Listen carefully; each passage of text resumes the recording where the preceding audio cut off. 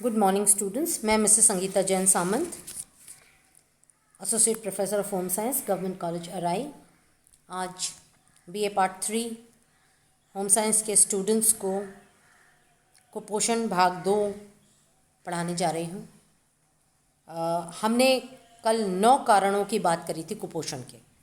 आज हम 10वें कारण की बात करने जा रहे हैं, भोज्य पदार्थों में मिलावट यानी अडल्ट्रेशन ऑफ फूड्स।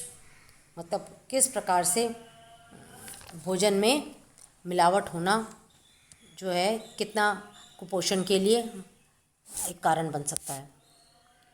भोज्य पदार्थों में मिलावट से उनकी गुणवत्ता और पौष्टिकता दोनों में ही कमी हो जाती है। कभी कभी ये स्वास्थ्य के लिए अत्यंत हानिकारक भी हो जाते हैं। जैसे दूध में पानी मिलाने से दूध की पौष्टिकता और गुणवत्ता एकदम से कम हो जाती है। हल्दी में कृत्रिम रंग यानी मैटर्नल येलो जिसको हम बोलते हैं, अगर मिला दें तो स्वास्थ्य के लिए ये हानिकारक और अहितकर हो जाता है।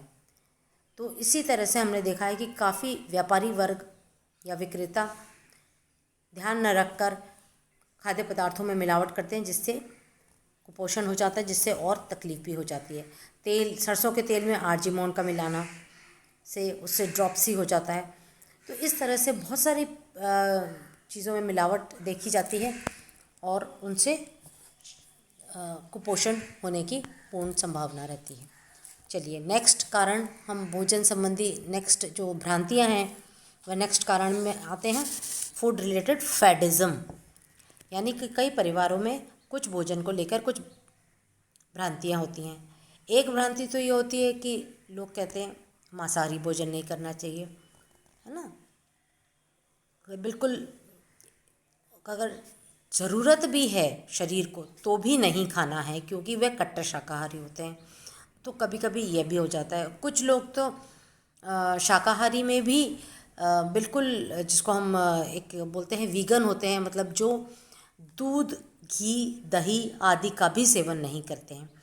तो उसके हिसाब से जब ऐसी कुछ बीमारियां हो जाती हैं, मतलब ऐसी कोई भ्रांतियां हो जाती हैं, तो व्यक्ति बड़े चुनी हुई चीज़ों का भोजन करता है।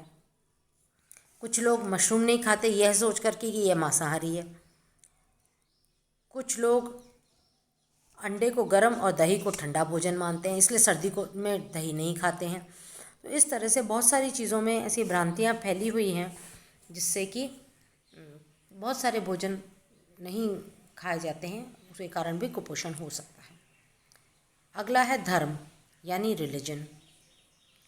भारत में अनेक धर्म हैं और धर्म के हिसाब से लोग बहुत सारी चीज़ें छोड़ देते हैं, भोजन में नहीं खाते हैं।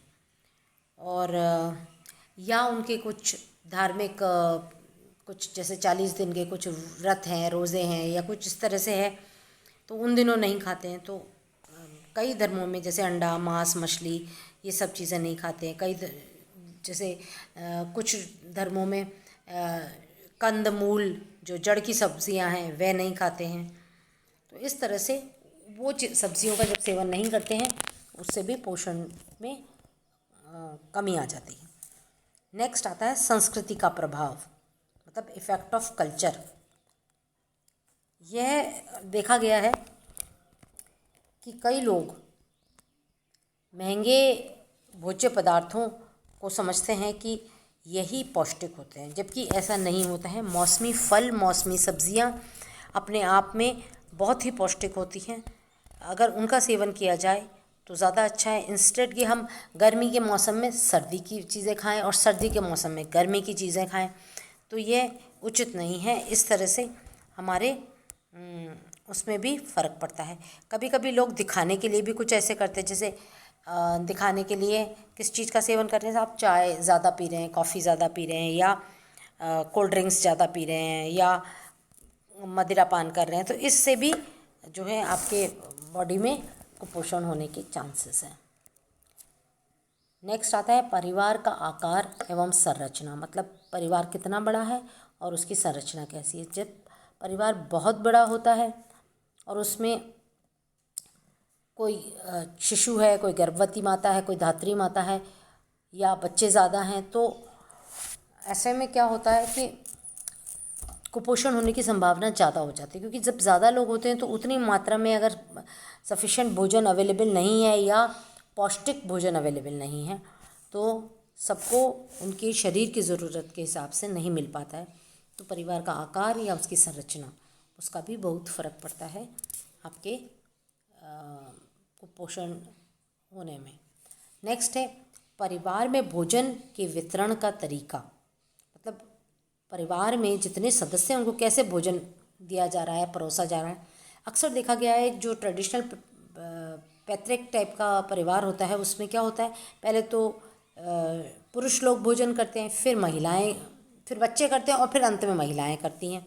तो ऐसे में स्थिति में क्या हो जाता है कि पौष्टिक भोजन अगर पूर्ण रूप से क्वांटिटी में नहीं बना है तो महिलाओं तक आते आते बहुत सारे जो पौष्टिक चीज़ें हैं वो ख़त्म हो जाती हैं और ये बहुत समय तक चलता रहता है। अगर एक मान लीजिए केवल पति पत्नी और उनके बच्चे हैं तो अक्सर देखा गया है पत्नी तो खाना बनाती है, पहले पति को खिलाती है, बच्चों को खिलाती है और फिर अंत में कभी उसके लिए बचता है, कभी नहीं बचता है, कभी वो अचार से रोटी खाती है, कभी कुछ।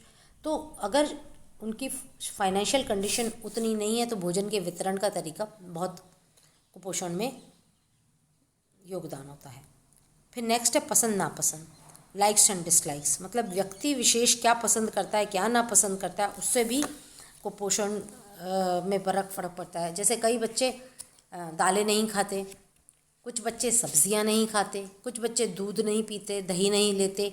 तो ऐसी चीज़ों में जब वो ऐसी पौष्टिक चीज़ों को अवॉइड करेंगे तो क्या होगा, उनकी पसंद नापसंद के हिसाब से कुपोषण भी होने के चांसेस हैं। फिर व्यक्ति विशेष में संवेदनशीलता, इंडिविजुअल सेंसिटिविटी, मतलब समान मात्रा में अगर पौष्टिक भोजन ग्रहण करने पे भी क्या होता है, कुछ व्यक्ति जल्दी रोगग्रस्त हो जाते हैं। मतलब खाना तो सबको सही मिल रहा है मगर फिर भी कुछ व्यक्ति जल्दी जल्दी बीमार पड़ते हैं, मतलब उनके अंदर की इम्यूनिटी कम है, तो या उनकी पाचन शक्ति कमज़ोर है या उनका जो शरीर का जो BMR जिसको हम बोलते हैं बेसिक मेटाबॉलिक रेट, अवशोषण होने के बाद जो उनकी जो मेटाबॉलिक रेट है वह किसी किसी की ज़्यादा होती है। तो इस कारण से भी कुपोषण होने की संभावना बनी रहती है। नेक्स्ट है फैशन। आजकल के युग में क्या हुआ है, लोग होड़ करने लगे हैं, तो जो प्राकृतिक या मौसम के हिसाब से जो भोजन होता था लोग उस पर ध्यान देने की बजाय कुछ अलग ही प्रकार का भोजन पसंद करने लगे, क्योंकि ये फैशन में है। जैसे पिज़्ज़ा फैशन में है, जैसे बर्गर फैशन में है, जैसे आलू के फ्रेंच फ्राइज़ फैशन में है। तो इस तरह की चीज़ें जो हैं इससे शरीर पे गलत असर पड़ता है और कुपोषण भी होता है और शरीर का अननेसेसरी वज़न भी बढ़ जाता है। नेक्स्ट है आपका शहरीकरण, मतलब अर्बनाइजेशन, शहर की ओर पलायन। जब गांव के युवक युवतियाँ परिवार शहर में आकर बस जाते हैं और शहर की इतनी आबादी है और शहर के खर्चे ज़्यादा हैं, शहर में चीज़ें महंगी हैं, तो क्या होता है उनके भोज्य पदार्थ भी अकॉर्डिंगली कम हो जाते हैं, वायु प्रदूषित होती है, बहुत सारी चीज़ें होती हैं जिससे उसके स्वास्थ्य पर विपरीत प्रभाव भी पड़ता है और वह कुपोषण का शिकार हो जाते हैं। कई बार शहरीकरण में देखा गया है ज़्यादा मॉडर्न होने के बाद माताएं कहती हैं नहीं हम तो शिशु को डब्बे का दूध पिलाएंगे, अपना दूध नहीं पिलाएंगे। तो ऐसे में भी देखा गया है बच्चे में इम्यूनिटी कम हो जाती है। नेक्स्ट है आपका पाचन, अवशोषण और चयापचय में कमी, मतलब या तो पच नहीं रहा है या उसका अवशोषण नहीं हो रहा शरीर में या मेटाबॉलिज्म कमज़ोर हो रहा है।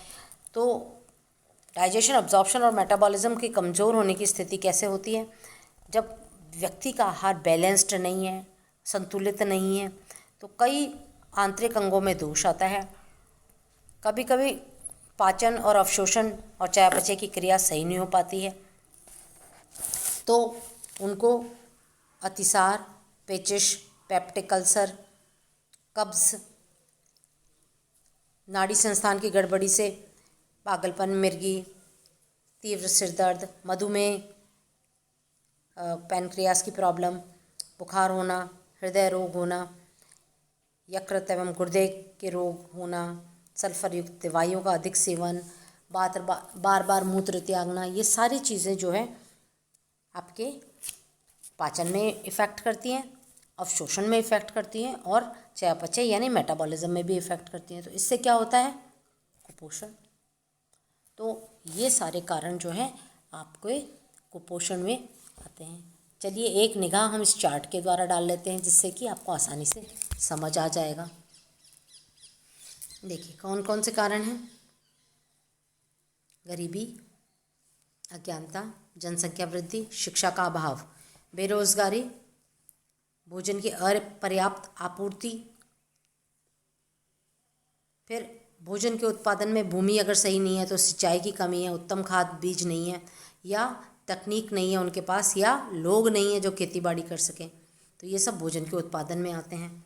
फिर भंडारण की असुविधा, मतलब कहाँ स्टोर करें, फिर वितरण कैसे करें कि कैसे उसको आगे बेचें, भोजन संबंधी भ्रांतियाँ जो उनके दिमाग में, भोजन में मिलावट है, फिर परिवार का आकार एवं संरचना, फिर धर्म संस्कृति का प्रभाव, परिवार में भोजन वितरण करने का तरीका, फिर फैशन, फिर व्यक्ति विशेष की संवेदनशीलता, पसंद नापसंद, भोजन, फिर शहरीकरण, फिर भोजन के पाचन, अवशोषण और चयापचय में कमी। तो ये सारे जो हैं कारण का एक चार्ट के रूप में बता दिए गए हैं। इन सब का परिणाम कुपोषण है। इस कुपोषण से बचने के लिए आपको इन सब कारणों पे ध्यान देना होगा। तो ये 20 कारण जो हमने आपको अभी बताए हैं बेटा, आप इनको थोड़ा समझिए, पढ़िए और इनके नोट्स और असाइनमेंट करिए। धन्यवाद।